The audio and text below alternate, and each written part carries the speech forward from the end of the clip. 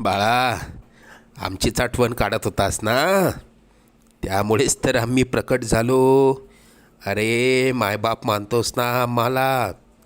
मग तुला पैशांची गरज असताना सांगायचं ना. कोणापुढेही हात पसरू नकोस.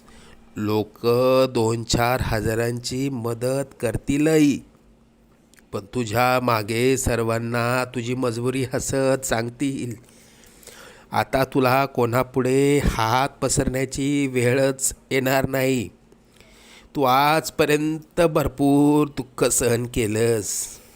लवकरच तुझ्या रडक्या भाग्यात सुखाचे दिवस येतील. तुझ्या मनात असलेली इच्छा पूर्ण होऊन अक्कलकोटला पेढे घेऊन येणं होईल. येशील ना आम्हाला भेटायला अक्कलकोटला? सगळं मनासारखं होईल. निश्चिंत राहा.